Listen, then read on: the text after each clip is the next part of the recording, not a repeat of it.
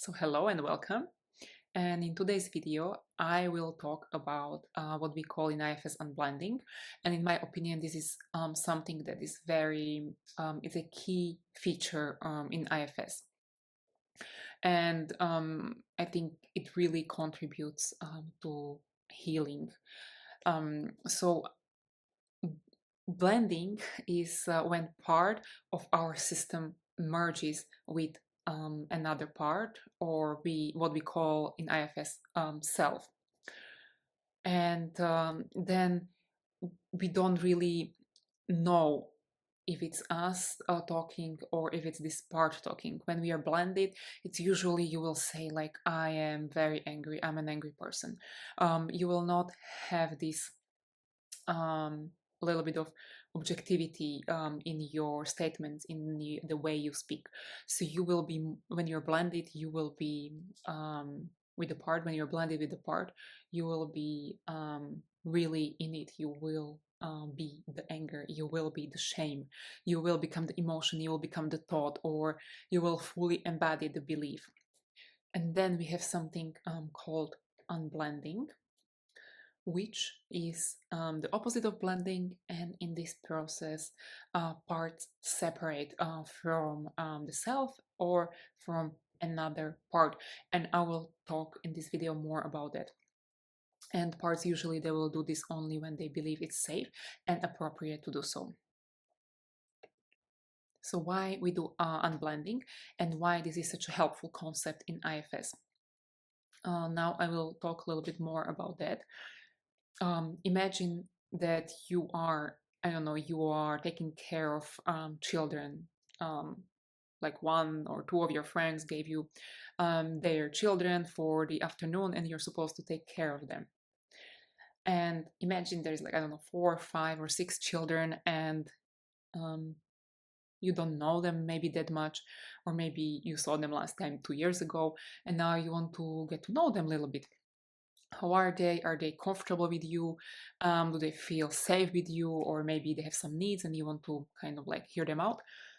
So, so then if there is more children, then you are more likely can you listen to all of them at the same time, And most likely that will be more difficult, right? Most likely you can get to know a child when you talk, you devote your attention to one child and you listen to this one child for, I don't know, a few minutes, and you put your full awareness, your full attention on this one child. And this is what we are doing in IFS. We are simply putting all our attention on one part, on one target part. So let's say we choose to work with a part of me that is angry. So we want to unblend this angry part and we want to get to know it as much as possible. And in order to do that, we will ask certain questions, which I will talk about more in the next slide. But for now, what I'm trying to say is that in order to get to know the part, we will try to put our full undivided attention on this one part and reduce the interference from other parts. And, like tap into it and really like try to understand this part and try to see and develop compassion towards this part. And also, what we are trying to do here, we are trying to see this part as not all who we are. We are trying to see it like as a part of us, not as all who I am. So, so we try to like look into it and we try to go from this like intense anger. I'm an angry person. I'm a shy person. We try to kind of like pull back and be like, okay, maybe a part of me is angry because something happened to me. And in my early childhood years, for instance. So we try to see this part as a part and not as I am this anger. And this is called unblending. So we are kind of like pulling back and we are looking at this one part particularly. We choose this part, we choose to work with it, and we try to get to know it. And we do this through unblending. Do we know that we are unblended? So this will result in usually like increased spaciousness. There is more spaciousness, and this allows us for greater understanding of the part, for more compassion and curiosity towards the part. So for instance, like this example that I gave with these children, you know, when you kind of like genuinely inquire into, oh, how are you today, how can I help you, can I do something for you, do you feel safe? And when this comes from like genuine place, that you genuinely want to learn something about this child, it will be most likely received well, as opposed to maybe when you um, are anxious, you know, maybe you're not sure if you can take care of these many children, and then you will be just anxiously asking these children, oh, like, are you okay, are you okay, making sure, you know. So you know, so then you will not be coming from the place of compassion and curiosity, but from the place of fixing and anxiety, and maybe this will be most likely received not so well. So we are doing this in IFS, we are coming from the place of compassion and kindness. And now here is a slide about this process of unblending. And usually in IFS they talk about qualities of self, 8 C's and 5 P's, which is compassion, creativity, curiosity, confidence, courage, calm, connectedness, clarity. And in case of 5 P's, it's the presence, patience, perspective, persistence, and playfulness. And don't limit this to just these words, but anything that perhaps indicates openness, that indicates friendliness towards the part.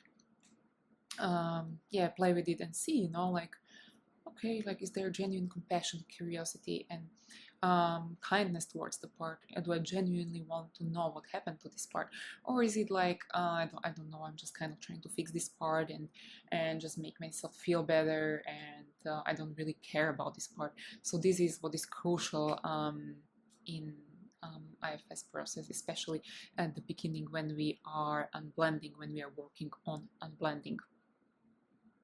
And also I wanted to note that this unblending doesn't have to be 100% complete, but enough so the part can feel our curiosity and compassion towards it. So yes, so it don't have to be 100% unblended, but it has to be enough so we can establish this self-to-part self-to-part connection. And here, how does this unblending looks like in practice? So I already mentioned, when we are blended with the part, it's we usually experience the part's reality as the only one, the only truth. So for example, when we are extremely anxious, this anxiety will feel as the realest thing in the world, and we will call ourselves as we are anxious people. I'm an anxious person, I'm an anxious Yana. But after unblending, you will have more awareness, and you will be like, okay, part of me is anxious right now because I'm experiencing this social event and I don't feel quite comfortable here, and part of me is triggered because I was bullied at school when I was a child. So, you know, can you see the difference? In IFS, we ask for unblending. We ask the part that interferes to unblend with the intention to get to know the target part better. And sometimes the part that interferes will be just wants to be acknowledged and will be okay to step back and let us work with target part. And sometimes they will not be okay with it, and then we will switch our focus to the interfering part with the intention to come back later to the target part. And here I have the last slide about how to unblend. To sum it all up, I have the target part, the part that I chose to work with. So that will be, for instance, in my little case, the anxious part, right? I chose to get to know the anxious part that is triggered, for instance, in social situations at work. So this will be my target part, and I'm tuning in, I'm tapping into this part, getting to know it a little bit, and at one point I will ask the question, how do I feel towards this target part, right? And here I'm assessing the amount of self-energy that I have. Do I feel compassion, kindness, curiosity towards this part? Or maybe there will be a fear, or maybe I will feel angry towards this anxious part. Why is she there? Why is she making problems for me when certain things happen? So, I will assess, and when the answer will be, okay, I feel angry towards this anxious part.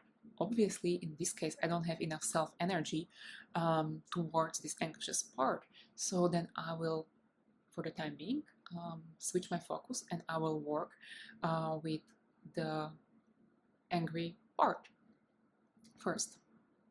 And sometimes this part that interfered, in my case, the angry part, maybe she just wants to be acknowledged. Maybe she just wants to hear something. So maybe she will step back and let me work with the anxious part. Maybe it will be easy for this part, for this angry part, but maybe not. Maybe this part is really angry, and it really wants me to work with her first. And in this case, I will switch my focus, and I will work with the angry part first. Yeah. So first we ask the question, how do you feel towards this target part?